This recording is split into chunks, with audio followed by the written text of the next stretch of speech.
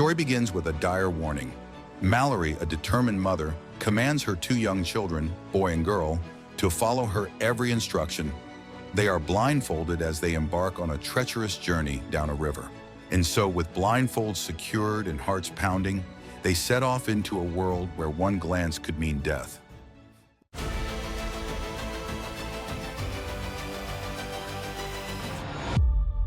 Let's take a step back to 5 years ago where the world was normal.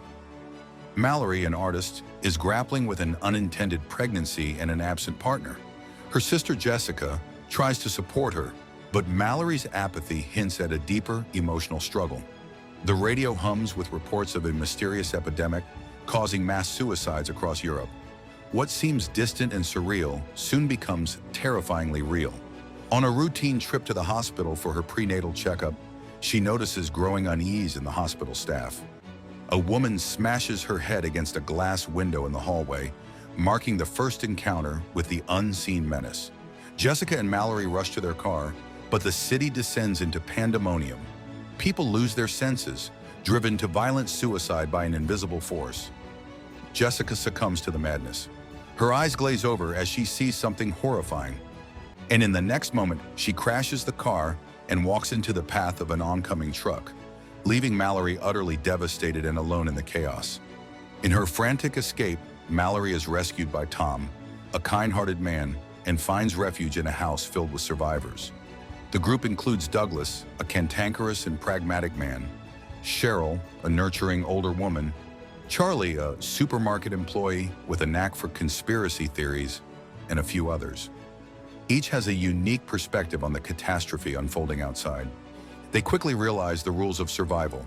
The entity, never explicitly shown, cannot harm those who do not see it. Thus, all windows are covered and no one ventures outside without a blindfold. Through Charlie's theories, they surmise that the entity manifests as each person's worst fear, driving them to insanity and self-destruction. In between this, Olympia, a young and naive pregnant woman, arrives seeking refuge. Her arrival ignites a heated debate between Malorie and Douglas. But despite Douglas's objections, Olympia is ultimately allowed to stay. After some days, food supplies dwindle, forcing the group to venture out. With blindfolds securely fastened, they drive to a nearby grocery store using GPS. The trip is harrowing as unseen forces taunt them, but they return with provisions and a glimmer of hope. The group dynamics become increasingly tense. Douglas clashes with everyone, particularly Tom, whose optimistic outlook and leadership style stand in stark contrast to Douglas's cynicism. Amid these struggles, Malorie bonds with Tom. He shares his dreams of a brighter future, and a flicker of romance emerges between them. This fragile sense of normalcy is shattered when Gary, another survivor, seeks shelter. He spins a tale of escaping a group of unhinged individuals who force others to look at the entity. Despite Malorie's skepticism, the group votes to let him stay.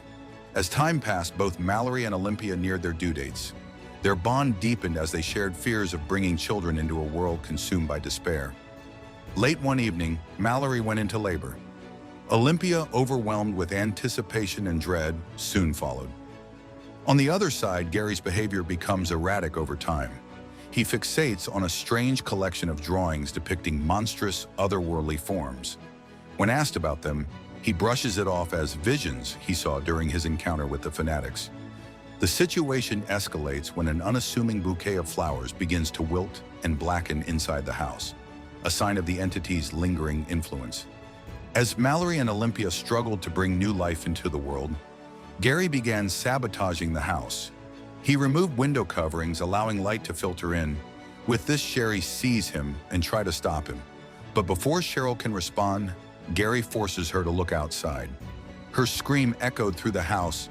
Tom rushes to investigate, only to find Cheryl lifeless and Gary unhinged.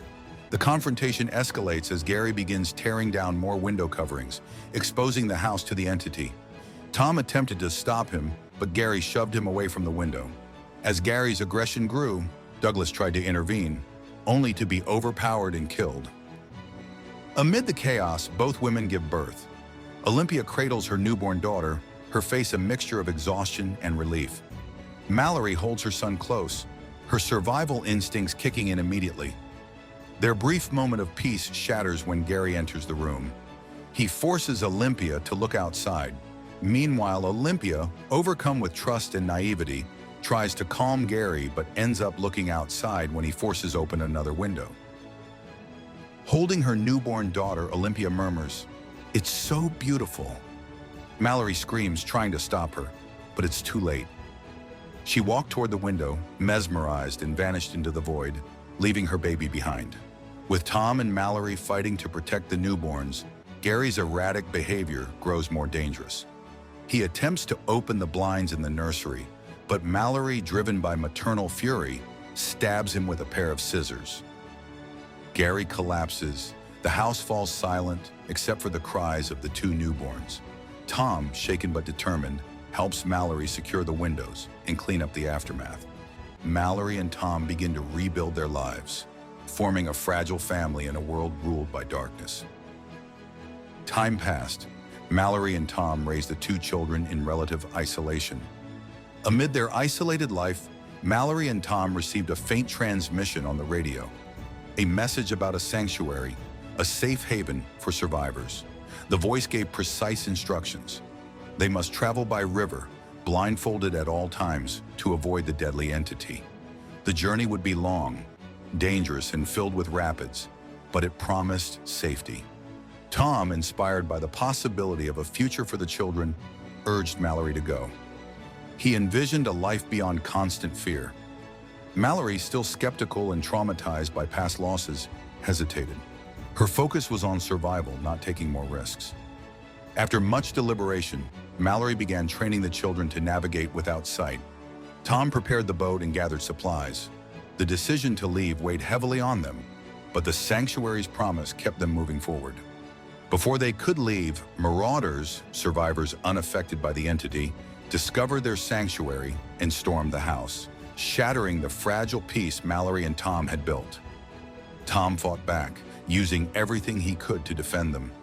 He eliminated several attackers but was severely injured. In his final moments, he sacrificed himself to ensure Malorie and the children could escape.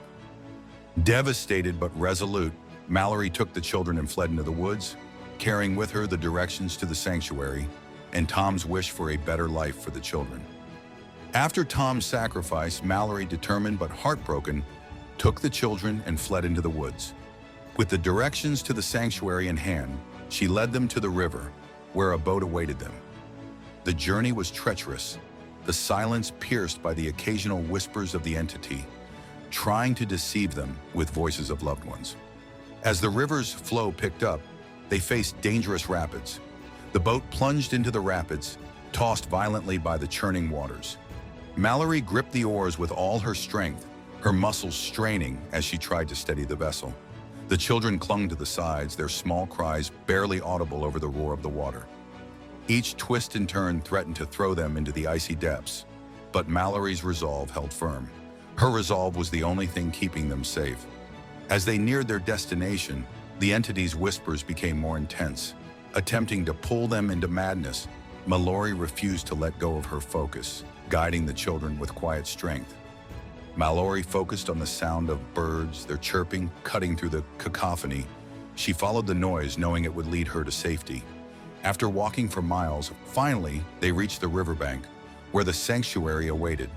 The sound of birds led them through the dense forest to the entrance of a school for the blind, a safe haven where survivors had found refuge.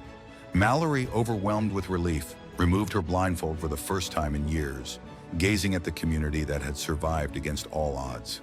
Malorie gazed at her children, their faces reflecting the innocence and wonder she had fought so hard to preserve. For the first time, she allowed herself to believe in a future where they could grow without fear. Despite the horrors of the past, this was a new beginning, a place where they could finally live, not just survive. And with that, their journey, forged in terror and hope, found its conclusion in the warmth of safety and the promise of a brighter tomorrow.